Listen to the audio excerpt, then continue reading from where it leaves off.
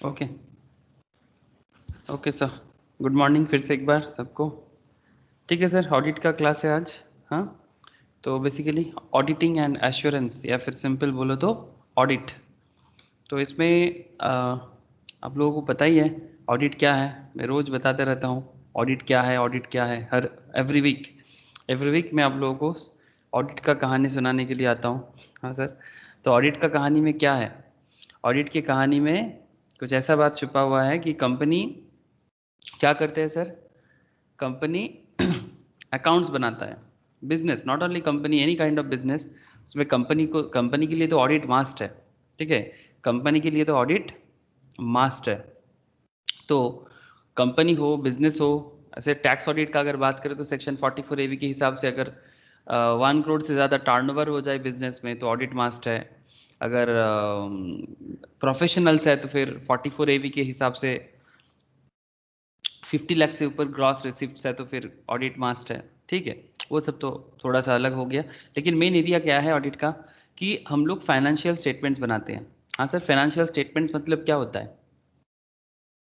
प्रियतमा, what is the meaning of financial statement?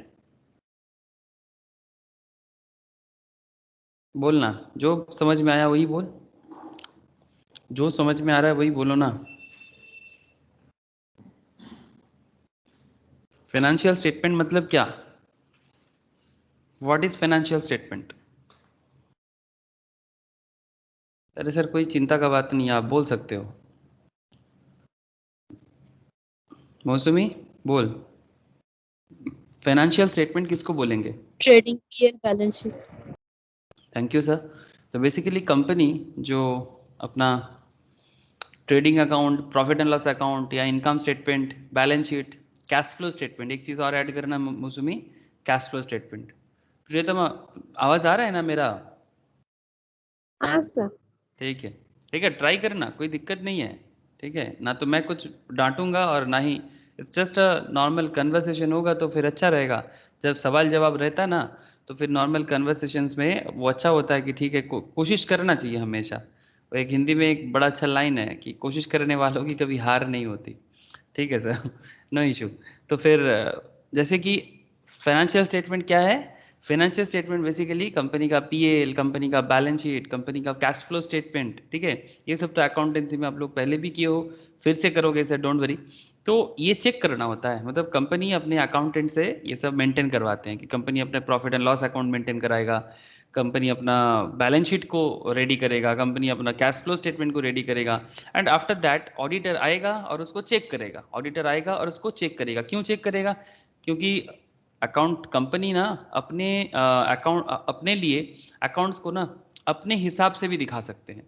तो company अपने हिसाब से नहीं शो कर सकता, मतलब बिजनेस या कंपनी अपने हिसाब से जो मर्जी नहीं शो कर सकता, और वही हिसाब किताब दुनिया के सभी लोगों के लिए एप्लीकेबल ना भी हो सकता है। मतलब जस्ट लाइक सपोज कंपनी दिखा रहे उसके पास 5 लाख का एसेट्स है, ठीक है, या 5 करोड़ का एसेट्स है। अभी वो एसेट सच में है या नहीं है? कंपनी झूठ भी तो बोल सकता है, कुछ बेनिफिट के लिए, लोन पाने के लिए, कुछ मार्केट में इन्वेस्टमेंट को अट्रैक्शंस करने के लिए। हाँ सर, झूठ बोल सकता है कि नहीं बोल सकता? आप बात समझ रहे हैं कि नहीं समझ रहे हैं? कंपनी अपना हाँ सेल्स सर। को ज़्यादा करके दिखा सकता है कि सपोज किसी एक पर्टिकुलर ईयर में कंपनी का सेल हुआ है 10 करोड़ का, कंपनी बता रहा है मैं 20 करोड़ का सेल किया। अब अगर कंपनी अपने मर्जी से अपने अकाउंटेंट, चार्टर्ड अकाउंटेंट या कॉस्ट अकाउंटेंट से वे सब, मतलब जो कंपनी के अंदर जो लोग एज एन अकाउंटेंट काम कर रहे हैं, उनको बोला कि आप ऐसे ऐसे करो, वो भी ऐसे ऐसे कर दिया। लेकिन इसका ऑथेंटिसिटी क्या है, इसका कितना ऑथेंटिकेशन है कि भाई ये जो डेटा वो बता रहे हैं वो कितना सही है? बिकॉज जो अकाउंट्स है, ये डेटा सिर्फ अकाउंट्स कंपनी का डेटा नहीं है। मेंटेन कंपनी जरूर करता है, बट कंपनी मार्केट में बिजनेस भी करता है। Try to understand, maintain company जरूर करता है बट कंपनी मार्केट में पब्लिक के पैसे से बिजनेस करता है, लोन प्रोवाइडर के पैसे से बिजनेस करता है। गवर्नमेंट भी यहाँ पर बहुत इंपॉर्टेंट एक रोल प्ले करता है, बिकॉज अल्टीमेटली गवर्नमेंट उनको लाइसेंस दिया तब जाके वो बिजनेस करता है। तो यहाँ पर उनको सभी को जवाब देना पड़ेगा। जैसे कि अगर स्टॉक मार्केट लिस्टेड कंपनीज है या फिर वो प्राइवेट कंपनीज है, प्राइवेट कंपनीज में भी मिनिमम 2 मेंबर, मैक्सिमम 200 मेंबर्स। तो अगर 200 मेंबर्स है तो 200 मेंबर्स का पैसा है। अब जरूरी नहीं कि 200 में से 200 लोग ही बिजनेस का एडमिनिस्ट्रेशन संभाले। तो जो एडमिनिस्ट्रेशन संभालते हैं, जो अकाउंट्स या फाइनेंस डिपार्टमेंट संभालते हैं, वो अपने हिसाब से दिखा रहा है, या फिर जो डायरेक्टर्स पोस्ट में है, जिनके हाथ में पावर है, वो दिखा रहा है, मतलब जो कंपनी का मेन बिजनेस मैटर्स हैंडल करते हैं। पर जो हैंडल नहीं करता, जिस सिर्फ पैसा लगाते हैं, उनको जानने का हक नहीं है कि वो कितना सही और कितना गलत स्थान में है, मतलब पोजीशंस में है बिजनेस के। Similarly stock market listed companies के लिए तो कोई जगह नहीं है सर। अगर वो कंपनी स्टॉक मार्केट में लिस्टेड है तो उसका डिटेल्स तो उनको दुनिया को बताना पड़ेगा, बिकॉज उसका यूजर्स बहुत होते हैं। यूजर्स ऑफ फाइनेंशियल स्टेटमेंट आप लोग बचपन से क्लास 11-12 में पढ़ते थे, ठीक है। Users of financial statement, even also in foundation level, CA-CMA foundation level में भी इसके बारे में काफ़ी जगह में बोला गया है कि यूजर्स ऑफ फाइनेंशियल स्टेटमेंट्स के बहुत इंपॉर्टेंट होता है। ये अकाउंट्स बनाया जाता है उनके यूजर्स के लिए, और वो यूजर्स उसको देखता है, देख के क्या सोचता है सर, कंपनी के बारे में सोचता है। यूजर्स उसको देख के कंपनी के बारे में सोचता है कि कंपनी अच्छा हालत में है, बुरा हालत में है, इन्वेस्टमेंट करना चाहिए, नहीं करना चाहिए, something like that. This all are actually basically financial statement का पार्ट है। और ऑडिट करने के उसको क्या किया जाता है ना, उसके ऊपर एक मतलब ऑथेंटिक फीलिंग आ जाता है कि हाँ चलो ऑडिटर ने देखा। ज़रूरी नहीं कि अगर ऑडिटर ने अच्छा बोला, इसका मतलब ये नहीं कि वो अच्छा होगा, बट आप समझ सकते हो कि यहाँ अच्छा है। मतलब इसका कोई गारंटी नहीं है, किसी भी चीज़ का गारंटी नहीं है। ऑडिटर जिस नज़रिया में चेक किया, या ऑडिटर का जो कॉन्सेप्ट था, वो अपने as per accounting system, as per auditing system उन्होंने चेक किया। बट ये ज़रूरी नहीं कि ऑडिटर ने जो कुछ भी बताया वो एकदम 100% सही हो। आपका भी अपना नॉलेज होना चाहिए, बट फिर भी ऑडिटर का दर्जा बहुत ऊपर होता है। जैसे कि एक लॉयर अगर एक जन को बोल दिया कि ये बंदा दोषी नहीं है, तो क्या वो बंदा दोषी नहीं है? हो सकता है फिर से बाद में केस होके निकल सकता है, लेकिन अगर लॉयर ने प्रूव कर दिया कोर्ट में कि हाँ ये दोषी नहीं है, तो दुनिया भी उसको मानेगा कि हाँ वो दोषी नहीं है, लेकिन उसके लिए प्रूव करना पड़ेगा। सिमिलरली एक ऑडिटर का भी ना इसी तरह का लेवल ऑफ स्टेज होते हैं कि ऑडिटर जैसे अगर बोल दिया कि ये फाइनेंशियल स्टेटमेंट सही है, तो वो सही है, ठीक है। आप उस पर भरोसा कर सकते हो, बट उस पर अपना भी दिमाग लगाना पड़ता है। ऐसा नहीं कि आंख बंद करके भरोसा करना, किसी भी चीज़ में नहीं चाहिए। फाइनेंस में तो एकदम नहीं चाहिए, आपको खुद के नॉलेज पे भरोसा होना चाहिए, ठीक है। सर अगर मैं फाइनेंस का समझदार नहीं हूँ, वो आपका प्रॉब्लम। अगर हम किसी मैटर पे समझ नहीं रखते हैं, वो मेरा प्रॉब्लम है, ठीक है, वो किसी और का प्रॉब्लम नहीं है, ठीक है। अगर आप किसी का बिजनेस को समझना चाहते हो, तो आपको उसको बिजनेस को समझने के लिए उतना नॉलेज एक्वायर करना होगा, ठीक है। लेकिन हाँ, ऑडिटर की बातों पे ऑब्वियसली आप भरोसा कर सकते हो, लेकिन उतना ही जितना ज़रूरी है। I hope you understand sir कि ऑडिटिंग कितना इंपॉर्टेंट है। मैं आपको लास्ट क्लास में भी दिखाया था शायद, इस बार फिर से दिखा रहा हूँ मैं आपको, बस कनेक्ट करना है। आज तो ऐसे पढ़ना है सर, स्टैंडर्ड्स पढ़ना है, ऑडिट एक्सपर्ट्स ओपिनियन के बारे में डिस्कस करना है। SS 620 experts opinion, auditor experts का हेल्प ले सकता है, उसके बारे में चर्चा करेंगे। बट उससे पहले क्या है ना, वो ऑडिट का स्टोरी थोड़ा सा पुट करने का कोशिश करते हैं। मैं आपको एक काम करता हूँ, स्क्रीन शेयर करता हूँ। समझ में आ रहा है ना सर? बोलो ऑडिट की कहानी। हेलो मौसमी बोझा যাচ্ছে तो? है sir. Okay, say for example, ऐसे तो ये आज पढ़ेंगे sir. This is today's discussions, SS 620, इसी में डिस्कशंस आगे आगे बढ़ाएंगे sir, using the work of an auditor's experts, ठीक है। आई विल डिस्कस, लिखाएंगे सर, नोट्स भी आएगा, डोंट वरी। ये नोट्स बाद में मैं शेयर भी कर लूँगा, बट मैं लिखाऊंगा जो मैंने ऑडिट में मैं लिखाता हूँ, थोड़ा सा ज़रूरी होता है। क्या आप HDFC बैंक का डिटेल्स देख पा रहे हो सर? देखिए HDFC बैंक का फाइनेंशियल स्टेटमेंट है, क्या आप लोग देख पा रहे हो सर? बोलो प्रियतमा, दिख रहा है? हाँ सर। ओके, अगर आप थोड़ा सा नज़र डालोगे ना, थोड़ा सा नज़र डालो, तो आपको बहुत कुछ दिखेगा। सिर्फ HDFC बैंक ही नहीं दिखेगा, आपको HDFC बैंक के अंदर की बात को भी समझ में आने का कोशिश होगा। जैसे कि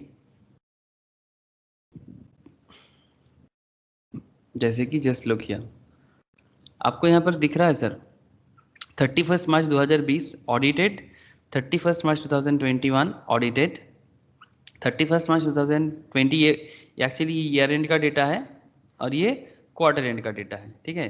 ये 31 मार्च 2020 का क्वार्टर एंड का ऑडिटेड है, 31 मार्च 2021 का भी ऑडिटेड है, बट 31 दिसंबर 2020 का ये अनऑडिटेड है, ठीक है। तो ये डेटा भी इंपॉर्टेंट है, बट ये अनऑडिटेड है और बाकी ऑडिटेड है। तो ऑडिटेड क्यों किया गया है? क्यों ये ऑडिटेड डेटा क्यों पुट किया एचडीएफसी ने इसी जस्ट ये एकदम रिसेंट डेटा है सर। ये सब मैं actually sir stock market class में समझा रहा था। कल ही हम लोग एक्चुअली स्टॉक मार्केट में ना एक डिस्कशंस होता है, मतलब पढ़ाई होता है सर, ये फंडामेंटल बोल के, फंडामेंटल एनालिसिस। ठीक है, तो वो फंडामेंटल एनालिसिस में ना ये सब डिस्कशंस होना बहुत ज़रूरी होता है। जो लोग कंपनी में इन्वेस्ट करता है, मैं बस आपको ऐसे ही समझा रहा हूँ, प्रिया नहीं है, प्रिया फंडामेंटल करते हैं स्टॉक मार्केट इन्वेस्टमेंट के लिए। तो फंडामेंटल एनालिसिस में क्या होता है, तो प्योर प्रैक्टिकल नॉलेज चाहिए आपको किसी कंपनी में इन्वेस्ट करने से पहले। ठीक है, तो उस कंपनी ने अपने बारे में जो कुछ भी बता रहा है अपने फाइनेंशियल रिजल्ट्स पे, ओके, अपनी फाइनेंशियल रिजल्ट्स पे, अपनी फाइनेंशियल स्टेटमेंट्स में जो कुछ भी बता रहे हैं, से फॉर एग्जांपल वो बता रहे हैं कि मैं उसने कंपनी ने इतना इंटरेस्ट अर्न किया, ये बैंक है तो बैंक कितना इंटरेस्ट अर्न किया, कितना इन्वेस्टमेंट इनकम किया, कितना रिजर्व बैंक से इन्वेस्टमेंट से कमाया, कितना टोटल इनकम में कहाँ कहाँ से कितना टोटल इनकम किया है, कहाँ कहाँ से एक्सपेंडिचर्स किया है, ये एचडीएफसी बैंक अपने बारे में बोल रहा है। ठीक है, इसमें कंपनी अपने बारे में सारा का सारा, कितना कंपनी का नॉन परफॉर्मिंग एसेट्स है, बिकॉज ये बैंक है तो लोन अगर रिपे नहीं होता तो कितना एसेट्स इसका अनरिपे रह जाते हैं, मतलब अनपेड रह जाता है। तो ये सारा का सारा डिटेल्स एचडीएफसी बैंक आपको शेयर करता है। और भी सर बता रहे, देखो ये कंपनी सेक्टर वाइज अपना सेगमेंटल रिपोर्टिंग दे रहा है, अकाउंटिंग स्टैंडर्ड्स के हिसाब से बता रहा है कि मैं ट्रेजरी से मेरा इतना रेवेन्यू आया, रिटेल बैंकिंग से इतना आया, होलसेल बैंकिंग से इतना आया, अनएलोकेटेड से इतना आया, अदर बैंकिंग से इतना आया, वो बता रहा है। लेकिन सही गलत वही ऑडिटर ने अगर बोला कि चेक किया मैंने, आप लोग भरोसा कर सकते हो। Auditor in the sense financial auditor, obviously the most famous that is chartered accountant in practice, institute of chartered accountants of India से, जिन्होंने पास करके लाइसेंस लेके अपना चार्टर्ड फर्म में प्रैक्टिस कर रहे हैं, ऑडिटिंग का प्रैक्टिस कर रहे हैं, वही ऑडिटर बन सकता है फाइनेंशियल लेवल पे। और जो कॉस्ट अकाउंटेंट होते हैं सर, वो सिर्फ कॉस्ट ऑडिट कर सकता है, वो फैक्ट्री लेवल में होता है, उसके लिए कॉस्ट ऑडिट होता है। But this is actually normal audit का बात हम लोग कर रहे हैं, जो नॉर्मल फाइनेंस ऑडिट है, जो बड़ा सबसे बड़ा पॉपुलर ऑडिट है। ठीक है, that is called finance audit. एक सेक्रेटरियल ऑडिट भी होते हैं, कंपनी सेक्रेटरी ऑडिट, वो सिर्फ कंपनी सेक्रेटरीज कर सकते हैं, बट ये फाइनेंस ऑडिट यही सबसे पॉपुलर ऑडिट है। इसी ऑडिट को ही एक्चुअली इसके बाद बाकी ऑडिट का जन्म हुआ है। ठीक है, तो ये देख सकते हो आप कंपनी का बैलेंस शीट का एक समरी। ठीक है, इसमें कंपनी का कितना कैपिटल है, कितना लायबिलिटीज है, कितना एसेट्स है, ये ऑडिटेड डिटेल्स है। मतलब जो भी कंपनी बता रहा है उसको पत्थर की लकीर की तरह भी आप ट्रीट कर सकते हो, बट फिर भी अपना नॉलेज और दिमाग के ऊपर हमेशा भरोसा होना चाहिए। तो इससे क्या होता है ना, आप कंपनी के बारे में सारा का सारा कॉन्सेप्ट समझते हो, कंपनी का डिटेल्स अंडरस्टैंड करते हो, और फिर जाके आप कंपनी में एज ए इन्वेस्टर्स इन्वेस्ट कर सकते हो। अगर आप बैंक में नौकरी कर रहे हो ना, तो बैंक में जब आप एक बैंक में हो सर, ठीक है, फील्ड ऑफिसर्स हो या फिर बैंक में मैनेजर हो आप, ठीक है, तो as a bank manager you also need to understand, एक बैंक मैनेजर को भी ना ये सब समझने का ज़रूरत होता है। आपके पास क्लाइंट आएगा लोन लेने के लिए, अब बात समझना, ठीक है, तो बैंक लोन लेने के लिए, बैंक में लोग जाते हैं ना लोन लेने के लिए, तो बैंक में जाके वो ये सब जमा करेगा कि देखिए ये मेरा फाइनेंशियल स्टेटमेंट्स है, ये मेरा ऑडिटेड फाइनेंशियल स्टेटमेंट्स है, अब इसके बेसिस पे मुझे लोन दीजिए, मेरा बिजनेस अच्छा चल रहा है। तो एज ए बैंक मैनेजर आप क्या देखोगे, सिर्फ अमाउंट देखोगे क्या, या फिर अंडरस्टैंड करोगे कि कहाँ कहाँ से कितना इनकम किया है। तो as a banker you also have to know this kind of things, कि जिसने कंपनी को लोन देगा उसको भी समझना चाहिए कंपनी का फाइनेंशियल स्टेटमेंट रीड करना। ऑडिटेड होगा तो भरोसा थोड़ा ज़्यादा कर सकते हो, ठीक है, अनऑडिटेड होगा तो भरोसा थोड़ा कम हो जाता है। That's a basic area. ठीक है sir, that's a basic area. जरूरी नहीं कि ऑडिटेड, वो डिपेंड करता है, बैंक अगर बोल देगा कि ऑडिटेड रहेगा तभी लोन देंगे, मैक्सिमम बड़े केस में ऐसे ही होते हैं, बट छोटा मोटा केस में बिना ऑडिट का भी लोन मिल सकता है, बट बड़े केसेस में, बड़े बड़े कंपनीज के केस में बिना ऑडिट का तो लोन मिलेगा ही नहीं सर। ठीक है, तो ये कैश फ्लो स्टेटमेंट, ठीक है, इस तरह से कंपनी अपना सारा का सारा डिटेल्स पुट करता है, ठीक है, और उसको ऑडिटर जाके चेक करता है। बात समझ में आ रहा है सर? सर बोलो सर बोलो। बिना ऑडिट में लोन क्यों नहीं मिलेगा? लोन क्यों नहीं मिलेगा मतलब मैं समझा नहीं। लोन तो मिलेगा, ऑडिट में लोन मिलेगा नहीं मतलब? बिना ऑडिट में। बिना ऑडिट में मिल सकता है, बड़े कंपनीज के केस में ऐसे होते हैं कि वो ऑडिटेड मांगते हैं। अगर बड़ा कंपनी है ना तो वो बोलेगा कि ठीक है आप ऑडिट करके ऑडिटेड लाओ, मतलब चार्टर्ड अकाउंटेंट्स इन ऑडिटिंग, ऑडिट में जो है उनका मतलब अपना फाइनेंशियल स्टेटमेंट को ऑडिट करके लाओ, फिर उसके बेसिस पे हम आपको लोन प्रोवाइड करेंगे। ठीक है, लेकिन ज़रूरी नहीं है, मैं बोला ना मैंडेटरी नहीं है, डिपेंड करता है, ये बैंक के ऊपर है, बैंक के ऊपर है। नॉर्मली बड़े केस में वो ऑडिटेड बैलेंस शीट्स मांगता है, उससे उसको ऑडिटेड पीएल मांगता है in case of large organisations, but in case of small organisations not necessary, सब थोड़ी ना ऑडिट करने जाएगा, लेकिन उसको फाइनेंशियल स्टेटमेंट दिखाना पड़ता है। अकाउंट्स मेंटेन कर रहे हो वो दिखाना पड़ता है, उसके बेसिस में आपको लोन प्रोवाइड करने का कोशिश करेगा। वो बैंक के ऊपर डिपेंड करता है कि बैंक किसको लोन देगा नहीं देगा। But in case of big areas like big companies, in that case वो बोलेगा कि आप ऑडिटेड आपका ईयर एंड ऑडिट का डिटेल्स दिखाइए, ऑडिट रिपोर्ट जमा कीजिए, उसके बाद हम लोग लोन के बारे में सोचेंगे। कर सकता है। बात समझ में आ रहा है sir? It's not mandatory because ये तो बैंक के ऊपर है, बट फिर भी ऑडिट रिपोर्ट को तो पत्थर की लकीर माना जाता है ना, बिकॉज उस पर भरोसा किया जाता है। Institute of chartered accountants of India parliament act है ना, तो पार्लियामेंट एक्ट 1949 में ये लोग ऑडिटर को इसीलिए बिल्ड किया है, आज नहीं सर, 1949 से बना के आ रहे हैं, बिफोर मतलब ब्रिटिश पीरियड में भी था। तो इन पे भरोसा किया जाता है कि हम भी जो भी ये बता रहे हैं ऑडिटर ने चेक किया, तो इस पे भरोसा करके हम किसी को इनका जो भी फाइनेंशियल डेटा है, अगर लोन देने लायक है, अगर बिजनेस में भरोसा किया जा सकता है, लोन देने लायक है, तो वो मैनेजर रीड करेगा। मैनेजर रीड करके बताएगा कि हाँ बिजनेस अच्छा है बुरा है, और ऑडिटर ने भी बोल के रखा है जो भी हिसाब है सब सही है, तो फिर we can keep faith on this company. बात कुछ समझ में आ रहा है? बोलो प्रियतम, बोलो समझ में आया? हाँ सर। ठीक है, ओके।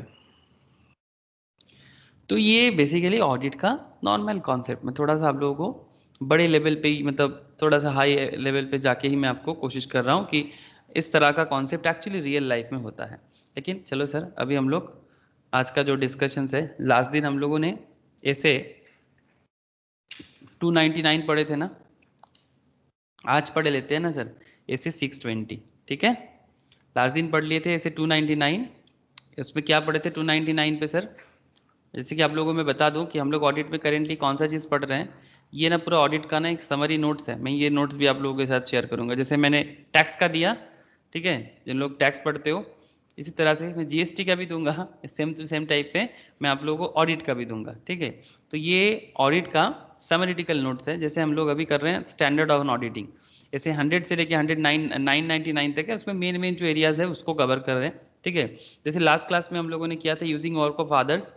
ठीक है, यूजिंग वर्क ऑफ अदर्स नहीं, लास्ट दिन हम लोग कर रहे थे, sorry, responsibility of joint auditor, sorry हम लोग किए थे ये देखो रिस्पॉन्सिबिलिटीज के ऊपर किए थे ऐसे 299। ठीक है, और आज पढ़ेंगे सर हम लोग यूजिंग वर्क ऑफ अदर्स और using the work of experts kind, ये सब जो है इसके बारे में चर्चा करेंगे। ठीक है, तो ये अभी स्टैंडर्ड्स ऑफ ऑडिटिंग, एक्चुअली इसे के ऊपर ही डिपेंड करके ऑडिटिंग होता है, इसके अलावा और भी चीज़ें होते हैं जो सारा का सारा कवर होगा, डोंट वरी।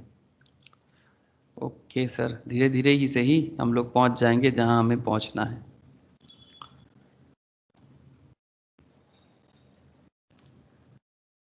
तो हेडिंग कर लो सर, ऐसे 620। मौसमी लिखचिस तो? हाँ सर। ओके, लिख। तो क्या है sir, using the work of an auditor's experts. Okay, लिखना,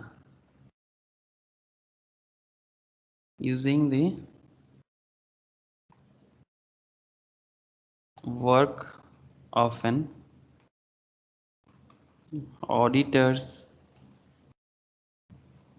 एक्सपर्ट, ऑडिटर्स एक्सपर्ट। ठीक है, तो ये एक्सपर्ट्स कौन हैं, कैसे एक्सपर्ट्स का हेल्प ले सकता है ऑडिट, और क्यों ले सकते हैं, वही तो डिस्कस करेंगे। यस, तो first point, an expert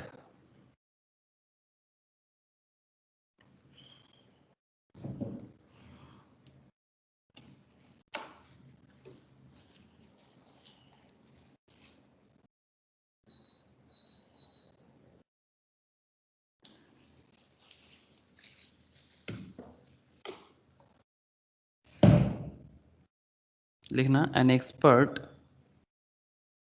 may be defined as person, association or a firm having specialized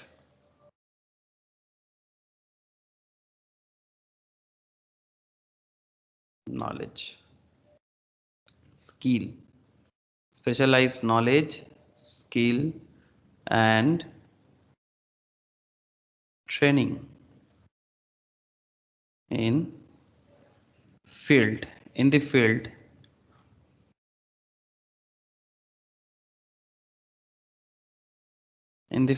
other than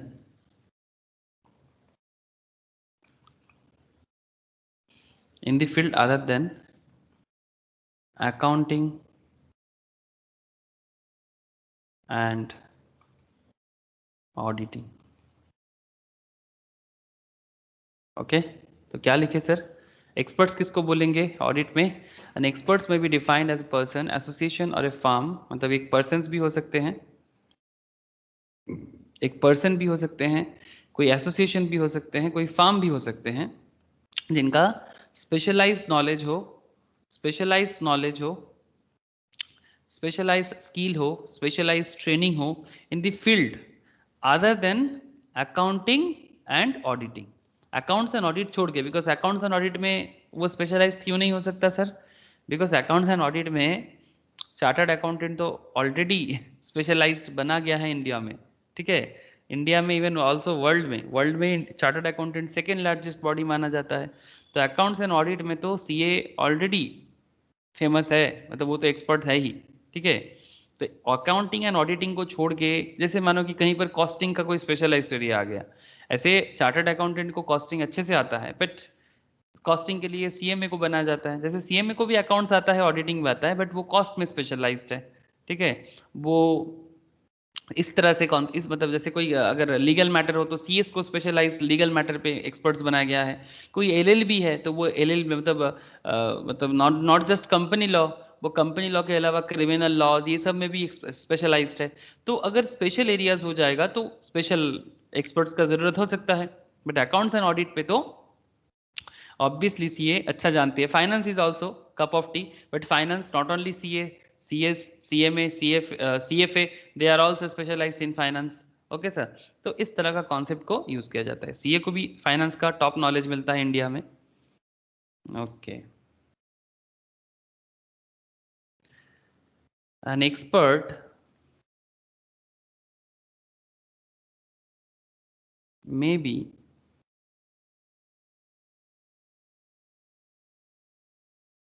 appointed, and experts may be appointed in four manner, in four manner.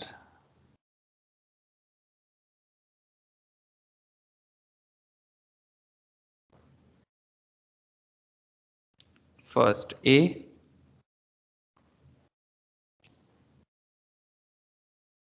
employed by clients, employed by clients, bracket में लिख दो sir, permanent basis, permanent basis, okay? Permanent मतलब हमेशा के लिए रख सकता है company experts, no problem. Company का अगर दम है, कंपनी अगर फाइनेंशियली काफ़ी स्ट्रांग है तो ऑब्वियसली ऑल टाइम के लिए रख सकता है। चेंज हो सकता है एक्सपर्ट, बट एक्सपर्ट तो रख सकता है ना। रिलायंस, टाटा, इस तरह का कंपनी सर एक्सपर्ट्स रखता है कंपनी में, because they always need this kind of experts, that's why. इसलिए वो परमानेंट बेसिस पे भी एक्सपर्ट्स रखते हैं। Employed by clients, another area, again clients employ कर रहा है, but sir only on a particular assignment. बात समझ में आ रहा है सर? पर्टिकुलर असाइनमेंट्स, ये दोनों बात समझ में आया ना? Hello, employed by client permanent basis, ठीक है, और employed by clients only on a particular assignment basis. ये दोनों बात समझ में आया कि नहीं आया सर? बोलो ना। हाँ sir. Okay, employed by auditor, मतलब ऑडिटर जो कंपनी में है सर, जैसे अगर आप लोगों ने लास्ट क्लास में देखा था कि हम लोग बोल पाओगे सर, हम लोग तीन चार ऑडिटर के बारे में एग्जांपल्स ले रहे थे, हमारे एक कंपनी में आया था, क्या क्या था? बिग फोर फार्म के बारे में डिस्कशन हो रहा था ना sir? Big four audit firm या फिर अकाउंट्स फार्म, ये सर देखो बिग 4 में आता है ना, Deloitte, EY, KPMG, PwC, they are called big 4 account firm या फिर ऑडिट फर्म। ठीक है, KPMG, PwC, EY, डेलॉयट, इनका नाम हमेशा बिग 4 में एक साथ लाया जाता है। ठीक है, अब रैंकिंग वाइज ऑब्वियसली डेलॉयट थोड़ा सा वैल्यूएशन वाइज, ठीक है, वर्ल्ड वाइड 43 बिलियन का वैल्यूएशन है इसका, PwC 41, EY 35 and KPMG 29 billion. But obviously competitor है एक दूसरे का, बट अच्छा बिजनेस मॉडल बना के रखा है, accounts, finance, audits, company law, ठीक है, इस तरह का काम के लिए एक्सपर्ट्स माना जाता है।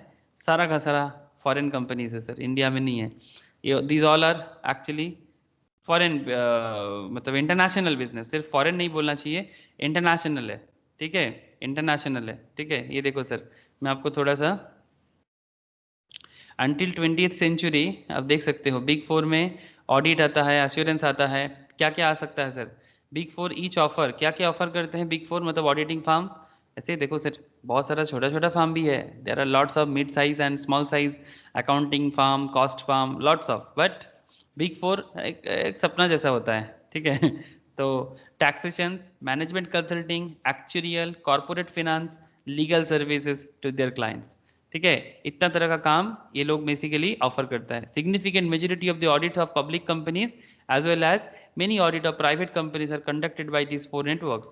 Until the late 20th century, the market for professional service was actually dominated by 8 networks, which were aptly nicknamed Big 8. The Big 8 consisted of Arthur Anderson, Arthur Young, Coppers and Librand, Deloitte Haskins and Sales, Ernst and Whitney, Pitt, McVick, Mitchell, Price Waterhouse and Torch Touche Ross. ठीक है, इस तरह से ये बन रहा था।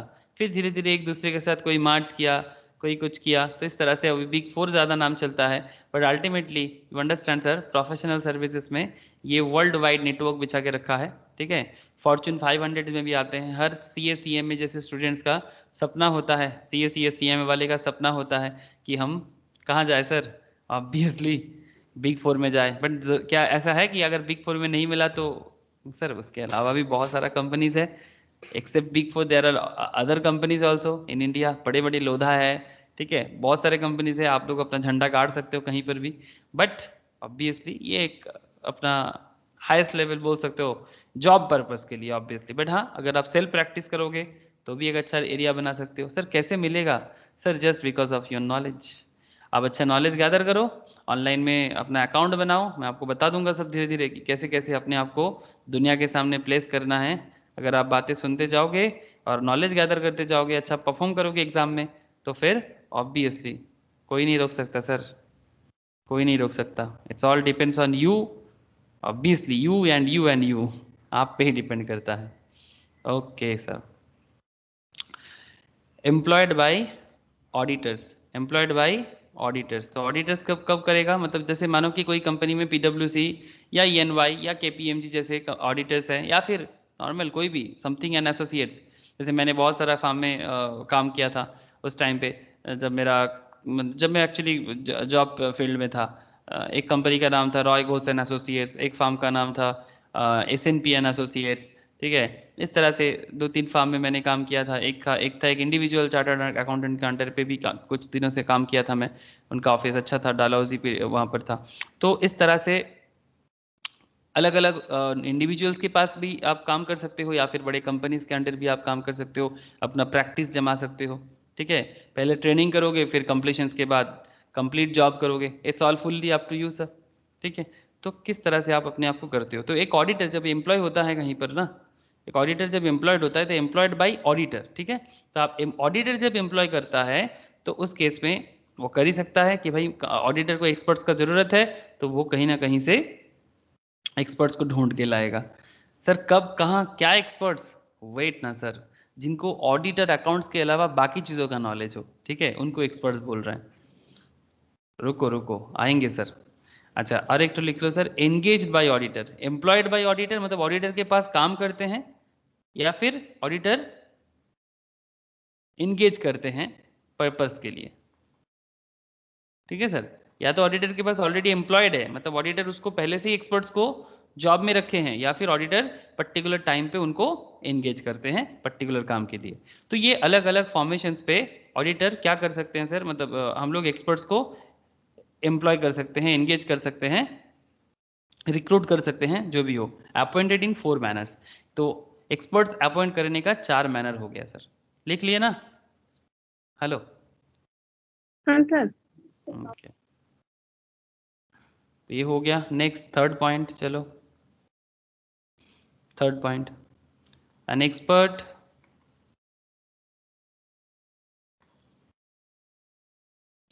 may be called in following areas। And experts में भी कॉल्ड इन फॉलोइंग एरियाज। कहाँ कहाँ एक्सपर्ट्स को बुलाते हैं कि भाई एक्सपर्ट्स आपका ज़रूरत है, आप आ जाओ, हेल्प करो, ठीक है? कब, कहाँ, क्यों, कैसे, ठीक है? तो चलो सर आंसर ढूंढते हैं इसका। Point A, for determining coal in coal mine, mineral in mineral mine, ठीक है? Mineral in mineral mine. Sir for determining coal, coal, कोयला सर, कोयला, कोल, ठीक है? Coal in coal mine, mineral in mineral mine. Next, for determining physical condition, physical condition of certain assets like building. Building का condition समझना है, chartered accountant समझ जाएगा या फिर एक्सपर्ट्स का ज़रूरत है? क्या लगता है आप लोगों को? क्या चार्टर्ड अकाउंटेंट, कॉस्ट अकाउंटेंट, इस तरह का जो अकाउंट्स ऑडिट में मास्टर्स होते हैं, क्या वो बिल्डिंग का वैल्यूएशन कर सकता है या बिल्डिंग का कंडीशन समझ सकता है? सर नहीं। I think expert. Yes sir, we need experts in that case. एकदम सही सर, वो नहीं समझ सकता। बिल्डिंग का कंडीशन समझने के लिए हमें किसको चाहिए बोले तो? सिविल इंजीनियर्स चाहिए, है ना?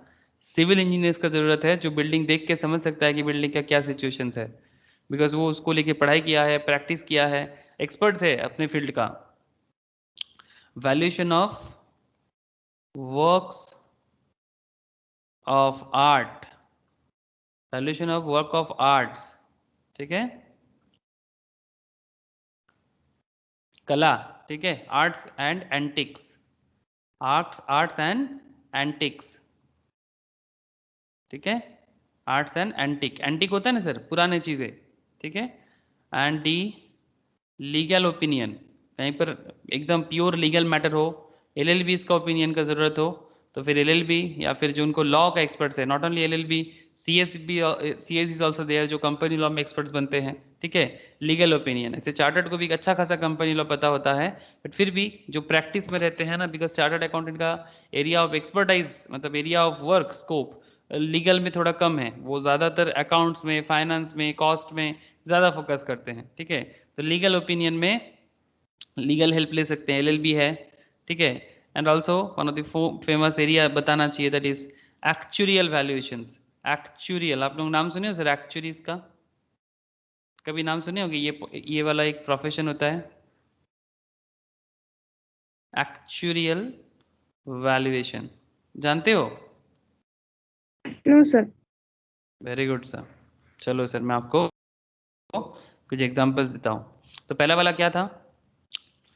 Experts may be called in following areas, कहाँ कहाँ एक्सपर्ट्स का जरूरत पड़ सकता है, कुछ एग्जांपल्स। जैसे सर ये इंक्लूसिव नहीं है, ये एक्सक्लूसिव है, मतलब इसके अलावा और भी कुछ हो सकते हैं। ये मैंने बस कुछ एरिया आपके सामने रखा फॉर योर अंडरस्टैंडिंग कि कहाँ कहाँ एक चार्टर्ड अकाउंटेंट ऑडिट करने के टाइम पे, ऑडिटर्स ऑडिट करने के टाइम पे एक्सपर्ट्स का हेल्प ले सकता है। से फॉर एग्जाम्पल कोल माइन। तो चलो सर हम लोग थोड़ा सा कोल माइन इन इंडिया घूम के आते हैं। ऐसे इंडिया का कोल माइन ज़्यादातर ईस्टर्न पार्ट्स ऑफ इंडिया में ही है, ठीक है, जैसे कि रानीगंज, आसनसोल, धानबाद, जानते हो सर? हाँ, इंडिया का जो मैक्सिमम कोल माइंस है वो रानीगंज में है, आसनसोल में है, ठीक है, ये सब एरियाज में ज़्यादातर कोल माइंस है, ठीक है। तो आपको अगर कोल माइंस में जाना है, देखना चाहते हो, सिंपल कभी आसनसोल विजिट करो, आसनसोल रानीगंज विजिट करो, आपको कोल माइन दिख जाएगा सर, ठीक है, आपको कोल माइन दिख जाएगा। These are the basically area जहाँ पर आपको, ये देखो सर, कोल इंडिया दिख रहा है ना, ये कोल इंडिया का ऑफिस है, ये मोस्ट प्रोबेबली आसनसोल में है, ठीक है, ये कोलकाता का ऑफिस दिख रहा है, नॉट आसनसोल का। ऐसा एरियाज भी मिलेगा।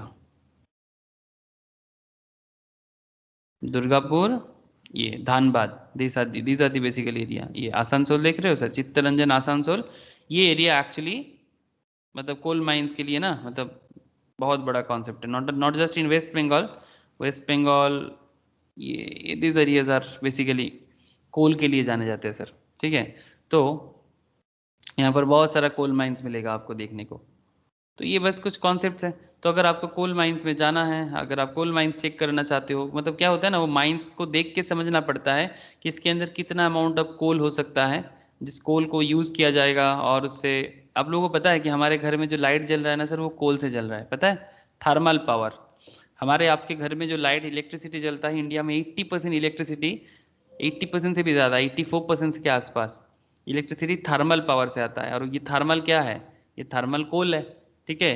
आपके घर में लाइट जल रहा है, एसी जल रहा है, फ्रिज चल रहा है, मेरे घर में भी चल रहा है, कंप्यूटर चल रहा है, एक्चुअली हम लोग कोल से चल रहे हैं सर, ठीक है।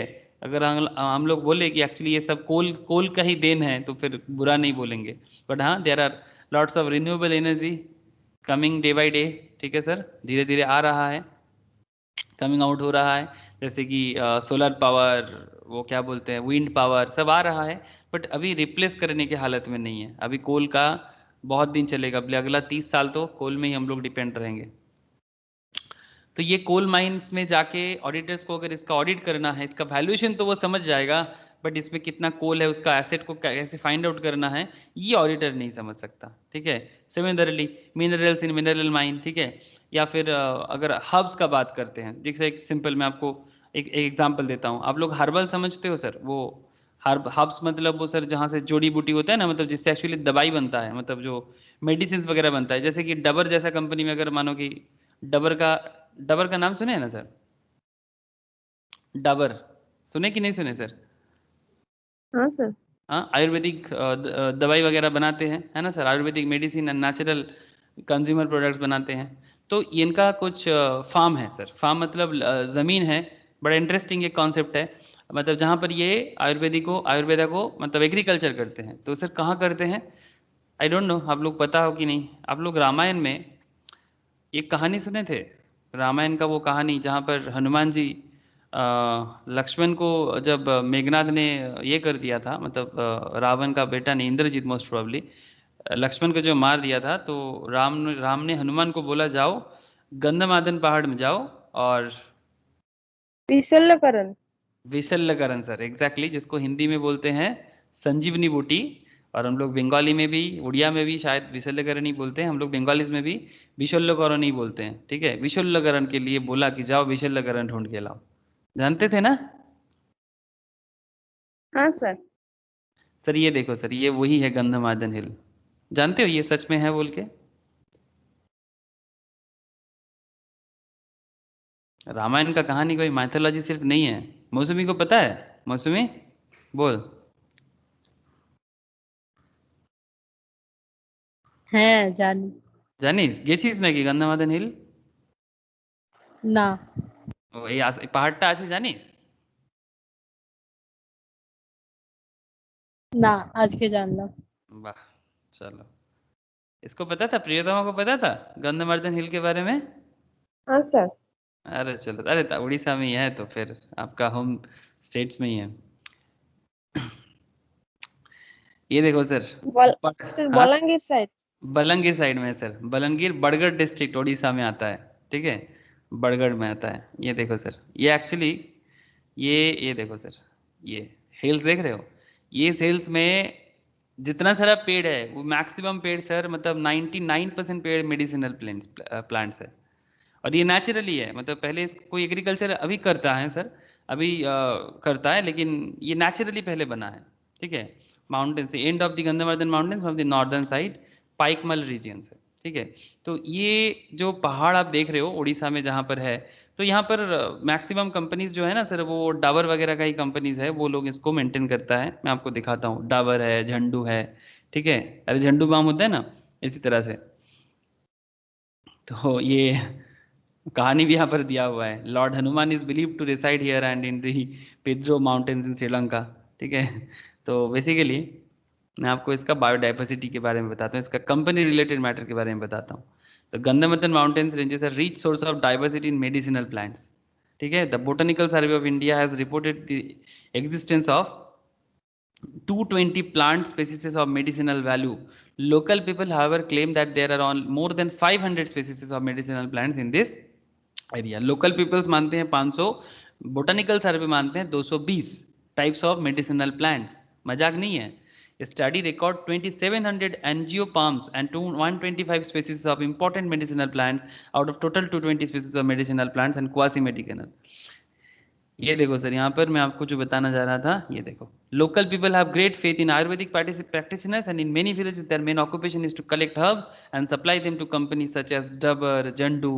Some of these villages include खांदी झरन, मानबांग, मुगरमुल, चिरंगा झांझ, जो भी हो। ठीक है, वो लोकल नाम है वहाँ पर। ठीक है, regional research laboratory recorded medicinal uses of 200 species out of which 77 और न्यू और इंटरेस्टिंग 77 न्यू है। क्या पता इसके अंदर अगर कोरोना का दवाई भी आ जाए, मजा आ जाए ना सर। रिसर्च करने, इसीलिए रिसर्च करते रहना चाहिए, क्या पता कौन सा चीज़ कब काम आ जाएगा। जो भी हो, आई होप यू अंडरस्टैंड कि इस तरह से। अच्छा, अभी सपोज मानो कि आप लोग ऐसे चार्टर्ड अकाउंटेंट या फिर कोई और चार्टर्ड फर्म यहाँ पर चले गए, और डाबर का मेरा एक सर थे, वो डाबर में ऑडिटर थे काफ़ी दिनों तक। तो अगर डाबर का जो भी मेडिसिनल यूज़ के लिए जो भी है, वहाँ पर आप गए हो और वहाँ पर आप मेंटेन करने के लिए वैल्यूएशन ढूंढ रहे हो, तो क्या उसको पता है होगा क्या एक नॉर्मल चार्टर्ड इन प्रैक्टिस को कि इस पर्टिकुलर यहाँ पर इस मेडिसिन का क्या वैल्यूएशन है, या फिर वो कौन सा मेडिसिनल प्लांट है, वो पता कर सकता है? ये सर नो, मुझे नहीं लगता पता कर सकता है। उसको नो हेल्प सर। चाहिए, एक्सपर्ट्स हेल्प चाहिए, है ना? हाँ सर। हाँ, या तो बोटानिकल सर्वे का हेल्प ले लो, या फिर सबसे ज्यादा तो लोकल्स जानते हैं। ठीक है, सबसे ज्यादा लोकल्स जानते हैं, उनसे ज्यादा कोई नहीं जानते सर। जो नेचर के साथ रहते हैं वही सबसे ज्यादा जानते हैं। ठीक है, ये हम लोग उनको सोचते हैं जंगली है, ट्राइब्स है। यस, दे आर जंगली, they are tribes, but I personally feel they actually live the life of god. भगवान का जो जिंदगी है ना, वो वही लोग जीते हैं। हम लोग जैसे सो कॉल्ड सिटी डिवेलर्स, सबसे बेकार है सब। हम लोग सबसे गधा टाइप का जिंदगी जीते हैं। ठीक है, हम लोग अपने आप को ज़्यादा स्मार्ट समझते हैं, लेकिन वी आर नॉट स्मार्ट। मुझे तो लगता है सर, जो जंगल में रहते हैं वो सबसे स्मार्ट है। आपको क्या लगता है? मुझे तो यही लगता है। नहीं लगता आप लोगों को कि जो लोग जंगल में रहते दे आर स्मार्ट? हाँ सर, नहीं लगता? हाँ सर। हाँ सर, स्मार्ट है ना। हम लोगों को ऑक्सीजन के लिए हम लोग ऑक्सीजन के लिए पागल हो रहे हैं। इनको ऑक्सीजन के लिए सोचना नहीं पड़ेगा। इनके अंदर ये लोग ऑक्सीजन के साथ ही रहते हैं, पेड़ पौधे का वैल्यूएशन करते हैं। हम लोग जैसे लोग पेड़ पौधा काटते हैं, घर में लाके फर्नीचर्स बनाते हैं, और लोगों को दिखाते हैं देखो भाई मेरा 50 लाख की फर्नीचर्स। और ये लोग फर्नीचर्स नहीं बनाते, ये लोग तो रहते हैं नॉर्मली, मिट्टी के घर में रह जाते हैं और ऑक्सीजन के साथ रहते हैं। हम लोग ऑक्सीजन के लिए तरस रहे हैं, ये लोग ऑक्सीजन के लिए नहीं तरसेगा sir. They don't need any kind of oxygen because they are in oxygen. और हम लोग ऑक्सीजन के बिना रहने का आदत बनाए, हम लोग अपने आप को स्मार्ट समझते हैं। I don't think so. मतलब not just oxygen, in every aspects of life they can survive better than any sectors in मतलब इन एनी सेगमेंट्स। हम लोग अपने आप को सोचते हैं कि हम लोग ज़्यादा जानते हैं because we know computers and something like that, but I don't know. ये मेरा पर्सनल एक फीलिंग्स है, इसके साथ पढ़ाई का कोई लेना देना नहीं है, it's just a personal feelings. But मैं समझता हूँ कि ये सही बात है। इंसान जितना जल्दी फिर से पुराना लाइफस्टाइल में रहेगा ना सर, ठीक है, टेक्नोलॉजी कंप्यूटर्स अपने जगह में, बट नेचर के साथ अगर हम लोग ज़्यादा छेड़खानी करेंगे ना, वही तो मुझे नहीं लगता कि हम लोग ज़्यादा दिन तक जी पाएंगे। इंसान रिस्टोर करना होगा सर, बहुत ख़राब की है सोसाइटी को। अच्छा, valuation of work of arts, ये आर्ट का वैल्यूएशन समझना बहुत मुश्किल है सर। ये पाब्लो पिकासो या लियोनार्डो दा विंची, ठीक है, आपको किसी आर्ट गैलरी का ऑडिट का मौका मिला है, लियोनार्डो दा विंची का जो पेंटिंग है, आप इसका वैल्यूएशन करके बता सकते हैं इसका दाम क्यों इतना है या क्या कम ज़्यादा है? हाँ, मुझे तो समझ ही नहीं आता। अगर ये पेंटिंग मैं सब ऐसे देखता हूँ 500-500 करोड़ में, 100-100 करोड़ में खरीदा जाता है, ठीक है, या 5-5, 10-10 करोड़ में खरीदा जाता है, भाई क्या है पेंटिंग में? आई डोंट नो, पेंटिंग में क्या है? Don't know sir, seriously. ये मोनालिसा का जो इमेज है, मोनालिसा, ठीक है, ये औरत है, गर्लफ्रेंड है, इसकी माँ है, लोग बहुत कुछ बातें करते हैं। आई डोंट नो, जो भी हो, बट ये पेंटिंग का बहुत वैल्यूएशन है, बट डोंट नो सर, मतलब जो लोग इसका वैल्यूएशन करते हैं, जो आर्ट की कदर कर सकते हैं, हु नो द आर्ट, वही कुछ समझ सकते हैं कि क्या कॉन्सेप्ट है इसका, ठीक है। तो इसीलिए एक्सपर्ट्स ओपिनियन का ज़रूरत हमें पड़ सकता है। जैसे मैं आपको एक्चुअलीज के बारे में बोल रहा था। एक्चुअलीज क्या होता है सर? मैं आपको बताता हूँ एक्चुअलीज क्या होता है। इसके ऊपर पढ़ाई भी हो सकता है जिनका मैथ स्टैट थोड़ा अच्छा हो, ठीक है, मैथ स्टैट थोड़ा अच्छा हो, साथ में कॉमर्स का नॉलेज ऑब्वियसली चाहिए। Actuarial science, actuarial science in India, इसका एक इंस्टीट्यूट है sir, Indian institute of actuarial science, एक्चुअलीज India, ठीक है।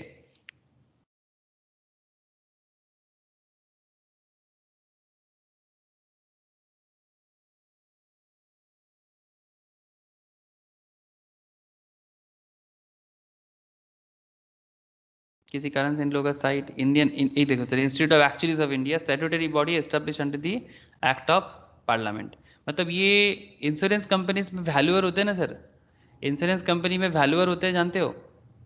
जैसे एक गाड़ी एक गाड़ी है सर, वो कहीं पर जाके एक्सीडेंट कर दिया, अब वो एक्सीडेंट का क्या वैल्यूएशन होगा, ये कैसे पता करेंगे?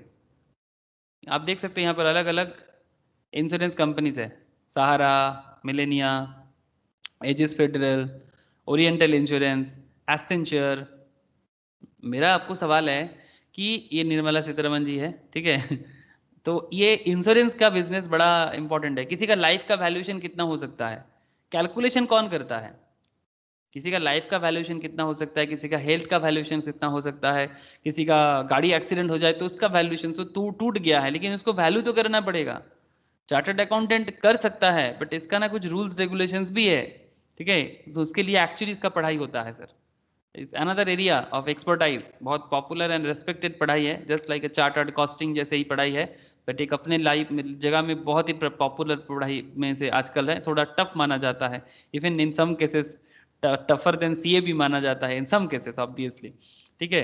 तो एक्चुरियल साइंस बड़ा पॉपुलर हो रहा है सर, ये कॉन्सेप्ट बड़ा पॉपुलर हो रहा है, ठीक है, धीरे धीरे और पॉपुलर हो जाएगा ये एक्चुरियल साइंस, ठीक है। किसी का मैथ्स वगैरह में एक्सपर्टाइज हो, इकोनॉमिक्स, स्टैटिस्टिक्स, अकाउंटेंसी, सब कुछ जानना पड़ता है, पेपर वाइज एग्जाम होता है, कभी बताऊंगा समय मिले तो एक्चुअलीज के बारे में बताऊंगा।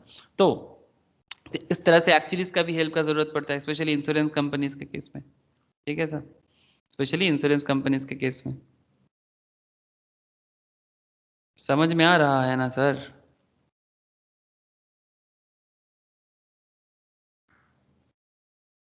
हेलो, एग्जाम्पल सब समझ में आया कि कहाँ कहाँ किस तरह का हाँ एक्सपर्ट्स का सर। ओपिनियन ले रहे हैं हम लोग?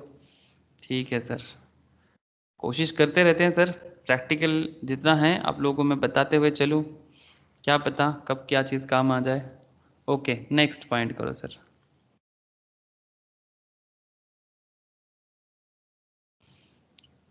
Next point, an expert may be called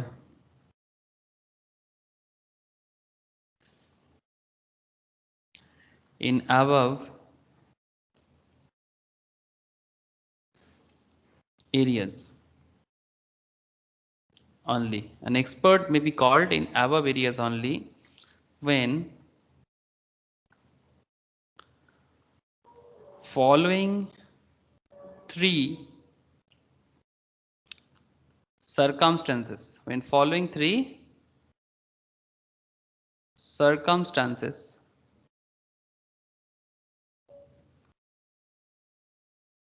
exist when following three circumstances exist. ठीक है, क्या क्या है सर? फर्स्ट ए, जिस चीज का ऑडिटर ऑडिट करने जा रहा है, जिस पर्टिकुलर बिजनेस का, चाहे वो कोल हो, चाहे वो डबर जैसा कंपनी हो, मतलब जहाँ पर आयुर्वेद या हार्बल प्रोडक्ट हो, ठीक है, पतंजलि हो सकता है, ठीक है, तो आइटम इज मटेरियल। जैसे आपको नहीं लगता कि ये मेडिसिनल वैल्यूज प्लांट्स जो है सर, इसका वैल्यूएशन बहुत हाई फाई है ना सर? मेडिसिनल प्लांट्स का वैल्यूएशन बहुत हाई फाई है। मटेरियल, मटेरियल मतलब इसका वैल्यूएशन हो, कोल बहुत वैल्यूएबल है, पेट्रोलियम, पेट्रोलियम जो माइंस होते हैं वहाँ पर भी एक कॉन्सेप्ट होता है किस तरह से आप पेट्रोलियम माइंस में कितना पेट्रोल है उसको पता करो। जैसे मैं आपको एक एग्जांपल्स बताता हूँ, रिसेंटली हुआ है हमारे वेस्ट बंगाल में, एक रिसेंट एग्जांपल्स हुआ है। एग्जांपल मतलब रियल लाइफ सर, ये खबर सुने होंगे शायद, मौसमी अगर खबर रखते हो तो आप लोग भी, तब ये सिर्फ वेस्ट बंगाल का खबर नहीं है, ये ऑल ओवर इंडिया का लिए एक बहुत बड़ा एसेट्स मिला है। अशोक नगर, ये अशोक नगर आपका नॉर्थ 24 परगनाज में आता है सर, अशोक नगर वेस्ट बंगाल। यहाँ पर क्या हुआ है जानते हो? ये ज़्यादा दूर में नहीं है, यहाँ पर ना सर गैस फील्ड मिला है सर, ये देखो, first oil and gas reserve two nations, ये मिला है sir. Oil and natural gas का, ये धर्मेंद्र प्रधान हमारा ये मिनिस्ट्री है सर, नेचुरल गैस ये सब का, ministry of petroleum and natural gas, steel, ठीक है, ये सब मिनिस्ट्री संभालते ही।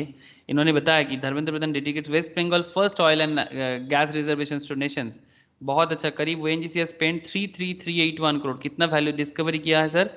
3321 करोड़ का अमाउंट स्पेंड किया है, 3321 करोड़ का for the discovery of the Ashok Nagar oil field. मतलब इतना ऑयल का एक मतलब वैल्यूएशंस निकल के आया है अशोक नगर का जो ऑयल फील्ड है वहां से, आप समझ रहे हो? ऑयल फील्ड मिला है सर, तो क्यों किया?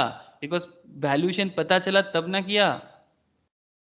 ऑयल एंड गैस रिजर्व्स है वहां पर जो नेचुरल लेवल पे है, ठीक है, 24 परगना डिस्ट्रिक्ट में आता है सर ये, नईहाटी अशोक नगर, वो आप लोग कल्याणी साइड में आता है, अगर आप लोग कभी सुनोगे तो। ज़्यादा दूर नहीं है, कलकत्ता के पास ही है सर, कोलकाता के पास ही है, नॉट वेरी दूर में कुछ नहीं है। ये देखो सर, ये देख पा रहे हो, ये साइट है, ये साइट है ONGC का, पूरा एकदम मिला है सर अशोक नगर में, पूरा ऑयल एंड गैस रिजर्व मिल गया, ठीक है। ये देखो gas at Ashok Nagar north 24 Parganas. मैं क्यों बोल रहा हूँ आपको समझ में आ रहा है? तो इसका जब बाद में ऑडिट होगा तो ऑडिटर्स को सब हिसाब करना होगा, तब उनको एक्सपर्ट चाहिए होगा। तो also at the Vindhya and basin in Madhya Pradesh, both मतलब मध्य प्रदेश में भी मिला है, अशोक नगर में मिला है। Commercial visibility needs to be assessed, Kutch offshore discovery of way of production, PSU 6 favourable policies to monetise the funds. तो बहुत सारा पैसा का बात है, 3300 करोड़ का ऑलरेडी इन्वेस्टमेंट हो गया सिर्फ रिसर्च करने के पीछे। तो यू कैन अंडरस्टैंड ये सब चीज़ें कितना वाइटल और कितना इंपॉर्टेंट होता है। सब एकदम प्रैक्टिकल है सर, कोई बाहर का बात मैं नहीं करना चाहता, इसलिए मैं नॉर्मल स्टोरी नहीं सुनाता, हर चीज़ का कनेक्शंस रहता है, तभी मैं आपको स्टोरी सुनाता हूँ। आई डोंट नो आप लोग स्टोरी में कितना खुश होते हो जान के, बट सीरियसली ये सब story is very important. Story develop करो, पढ़ने का मज़ा ही अलग हो जाएगा। हर बात में कहानी ढूंढो, हर बात में कहानी ढूंढोगे और कहानी बनाओगे, और वो कहानी ही आपको आगे लेके जाएगा। ये कहानी कोई वो दादी अम्मा का कहानी नहीं है, ये कहानी बिजनेस का है। Item is material, item is complex, मतलब जैसे कि oil and natural gas reserve complex item है ना सर, या इजी आइटम है? नेचुरल गैस और ऑयल का जो रिजर्व मिला है अशोक नगर में, ये इजी आइटम है या कॉम्प्लेक्स आइटम है? Please tell me. Complex item. Complex item है, मतलब इसको अंडरस्टैंड करना, इसका कॉमर्शियल वैल्यूएशन पता करना, इट्स नॉट इजी। तो इन दैट केस एक नॉर्मल ऑडिटर जिसको सिर्फ अकाउंट्स, फाइनेंस और टैक्स का नॉलेज हो, वो इसका पता नहीं कर सकता। उसके लिए उसको जो लोग ऑयल, मिनरल्स, माइंस वगैरह में काम किया है, एक्सपर्ट्स है, ONGC में काम किया है, पेट्रोलियम सेक्टर्स में काम किया है, ऐसा एक्सपर्ट्स का ज़रूरत है, ठीक है। माइन इंजीनियर्स बोल सकते हैं आप लोग उनको, ठीक है, mine engineers, oil mine engineers, different kind of पढ़ाई करना पड़ता है। जो लोग इस तरह का मतलब काम करते हैं, ठीक है, माइनिंग का काम करते हैं, दे कैन टेल यू कि कितना वैल्यूएशन हो सकता है, समथिंग लाइक दैट। तो 3 कंडीशंस क्या हो गया sir? Item is material, item is complex and other audit evidences,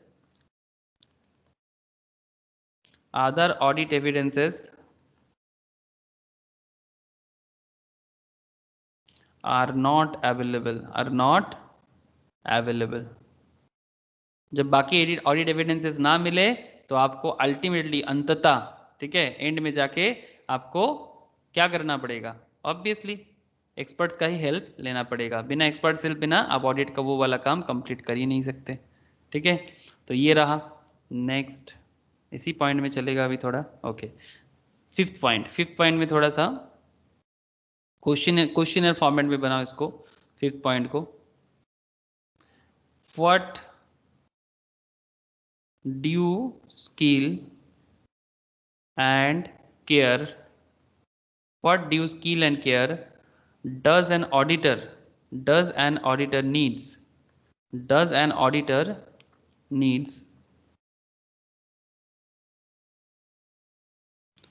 to exercise? ये क्वेश्चन भी है और उस पर्टिकुलर का पैटर्न भी चल रहा है। what due skill and care does an auditor need to exercise an expert work? मतलब एक्सपर्ट वर्क को यूज करने के लिए, ठीक है, एक्सपर्ट वर्क को यूज करने के लिए what due skill and care does an auditor need to exercise a expert work? क्या मतलब बिफोर, सॉरी मैं एक चीज यहाँ पर मिसिंग है, auditor need to exercise before relying, sorry before relying, ये वाला पॉइंट मैंने लिखना भूल गया। एक्सरसाइज बिफोर रिलाइंग मतलब भरोसा कैसे करे? ये एक्सपर्ट्स कितना अच्छा बोल रहा है, तो भरोसा कैसे करे? भरोसा तो करना पड़ेगा ना, आपको किसी के ऊपर रिलाई करना पड़ेगा।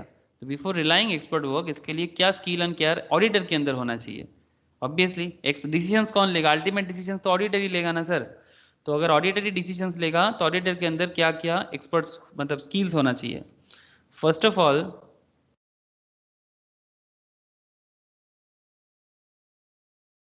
Auditor must check the following aspects,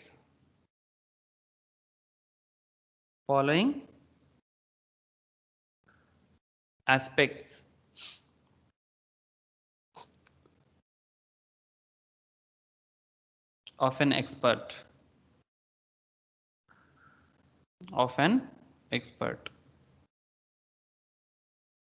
First, point A, professional qualification,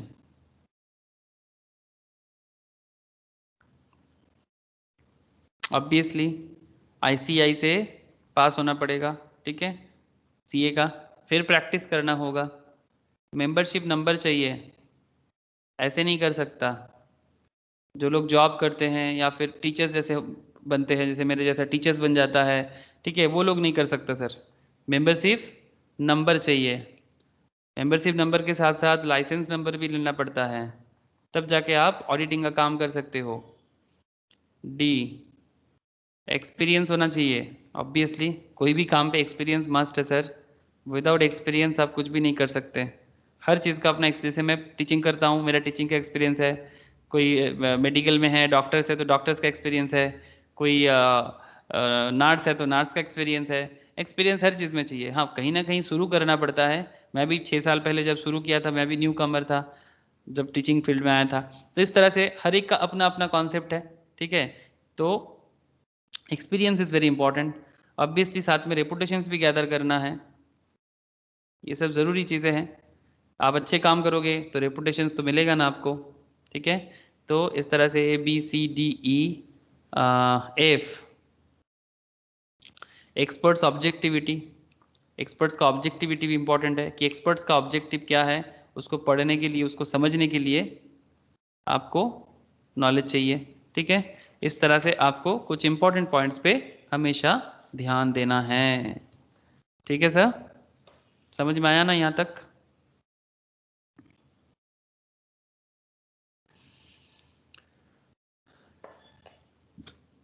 next लिखना। सर एक तो आगे टेस्ट था। देख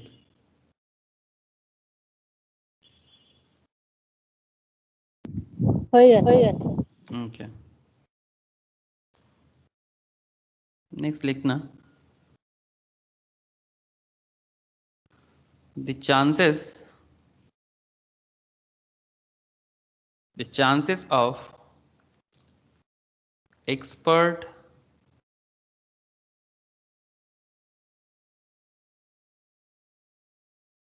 objectivity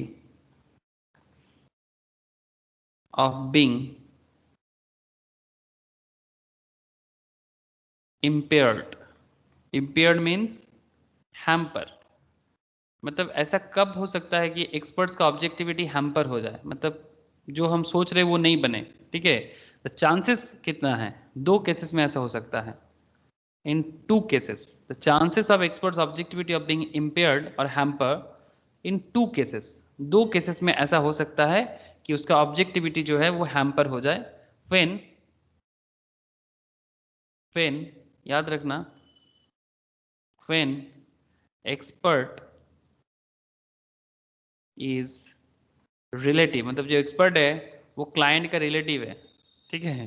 मतलब आप जिस जिस कंपनी का ऑडिट करने गए हो उनका रिलेटिव है एक्सपर्ट, तब मुश्किल है, वो तो सही को गलत बता देगा ना, गलत को सही बता देगा, पता नहीं क्या करेगा।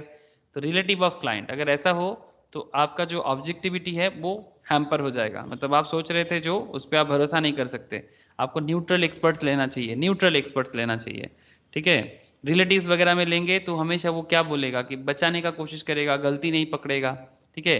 When expert is relative of client and B when expert is employed by client, when expert is employed by client, अगर क्लाइंट ने पहले से एक्सपर्ट्स को रखा है, चूज करके रख सकता है, कोई प्रॉब्लम नहीं है, बट वही क्लाइंट के लिए ही तो काम करेगा ना वो, तो ये दो केसेस में हैम्पर हो सकता है। Also auditor must check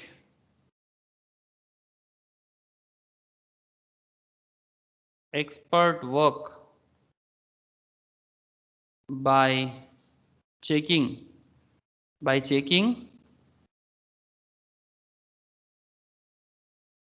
a source data, आप सोर्स डेटा चेक करो, मतलब जहाँ से वो एक्सपर्ट्स बता रहे हैं उसका सोर्स क्या है, सोर्स चेक करने से ना बहुत केस में समझ में आता है। एजम्पशंस कर लो, कुछ एजम्पशंस भी यूज़ करना है कि क्या एजम्पशंस लिया है एक्सपर्ट्स ने।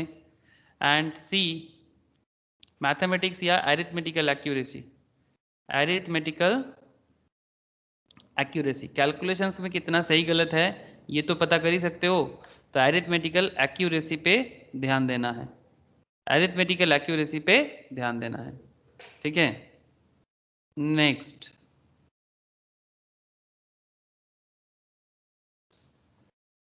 Point number 6, if after relying on expert work, if after relying on expert work auditor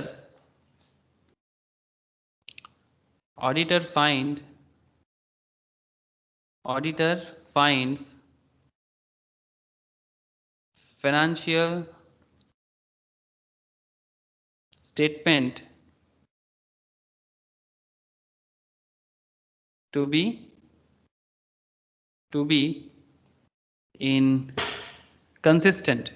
inconsistent, मतलब प्रॉपर नहीं है, कुछ तो गड़बड़ लग रहा है, कंसिस्टेंट नहीं है, इनकंसिस्टेंट है, ठीक है। मतलब बार बार कुछ तो गैप क्रिएट हो रहा है। If after relying on expert work auditor find financial statement to be inconsistent, then auditor should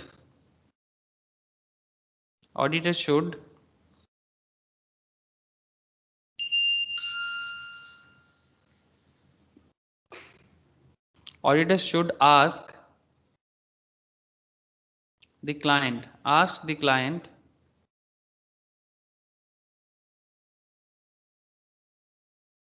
to ask the client to adjust, तो वो बोलेगा क्लाइंट को कि आप फाइनेंशियल स्टेटमेंट को एडजस्ट करो. Ask the client to adjust the financial statement properly. Adjust the financial statement properly.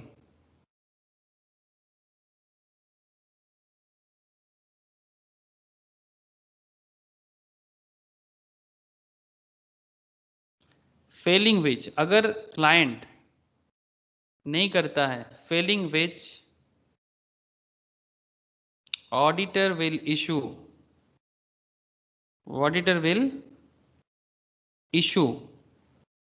either qualified, मतलब वो दो तरह का रिपोर्ट दे सकता है ऐसा केसेस में. थोड़ा बहुत गड़बड़ हो तो क्वालिफाइड रिपोर्ट देगा. क्वालिफाइड सर रिपोर्ट, आगे लाइन पे हाँ, auditor will issue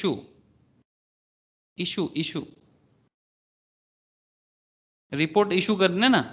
auditor will issue either qualified report, auditor will issue ISSUE issue either qualified report and, लिख लिया ना, अच्छा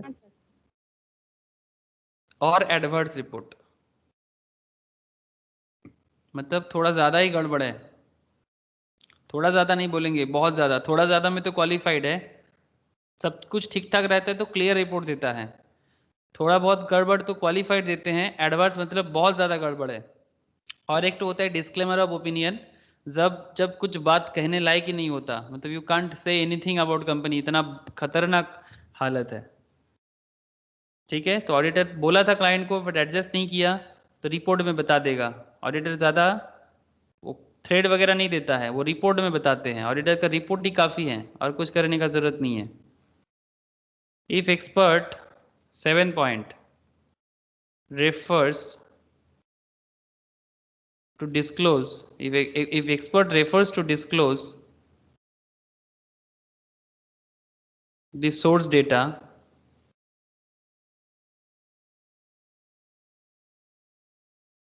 either on the grounds of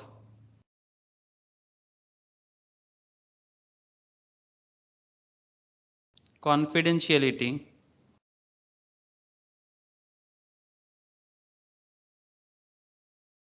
or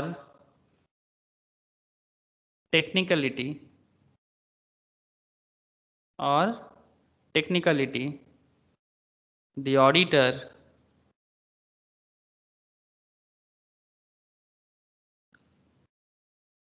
should treat it as limitation and limitation मतलब रोक टोक, and issue qualified and disclaimer of opinion, qualified and disclaimer of opinion. मतलब बोला ना sir, कुछ बोलने लायक नहीं है. बोला था चेंज करने को, नहीं किया. Expert refers to disclose the source of data, मतलब वो क्या कर रहा है, अच्छा ये रेफर्स लिखा है ना मैंने, ये रिफ्यूज कर दो. रिफ्यूज, रेफर्स नहीं. मतलब एक्सपर्ट्स को बोला था कि भाई दिखाओ जो भी सोर्स डेटा है, बट वो देने के लिए राजी नहीं है, रिफ्यूज कर रहा है. If expert refuses to disclose the source data either on the grounds of confidentiality or technicality, the auditor should treat it as limitations and issue qualified and disclaimer of opinion. क्या बोलोगे sir? disclaimer of opinion, मतलब opinion देने का हालत में नहीं रखा, ऐसा खराब हालत करके दिखा. ठीक है. And the last point of this, while issuing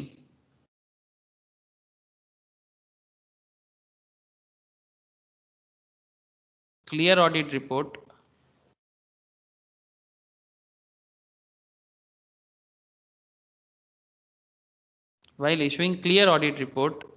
expert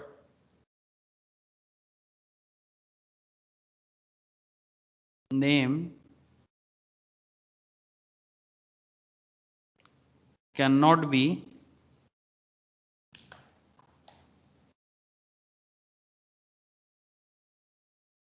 while issuing clear, CLER, clear audit report, clear.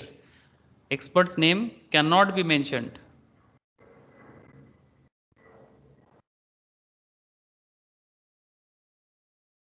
But it can be mentioned in any other audit report, in any other audit report after prior consent, after prior consent of expert. मतलब normally बात क्या है, experts का नाम clear report में देने का ज़रूरत नहीं होता, cannot be mention in clear report, मतलब सब कुछ ठीक ठाक है, ठीक है, क्लियर रिपोर्ट है तो उस पर नाम नहीं आएगा। बट अगर बाकी अलग तरह का ऑडिट रिपोर्ट है, लाइक कुछ गड़बड़ है, ठीक है, लाइक डिस्क्लेमर ऑफ ओपिनियन है, एडवर्स है या क्वालिफाइड है, इन दैट केस एक्सपर्ट्स का नाम दिया जा सकता है, बट ऑब्वियसली उसका कंसेंट लेने के बाद, उनके कंसेंट लेने के बाद ही दे सकते हो, ऐसे नहीं डाल सकते। ठीक है सर, लिख लिया? हाँ सर। तो ये था एक्सपर्ट्स, ठीक है, ये तो मैंने लिखा दिया, और एक नोट्स भी है, ठीक है, ये एक नोट्स भी है, ये भी शॉर्ट नोट्स है, ठीक है, सेम टू सेम उसी तरह का है, बस थोड़ा हिसाब से अलग बना हुआ है, आप इसको भी चाहो तो देख सकते हो, मैं शेयर कर लूँगा, ठीक है, कुछ एग्जाम्पल्स वगैरह भी दिया हुआ है, ऑलरेडी मैंने लिखा दिया, फिर भी I will share this is also with you.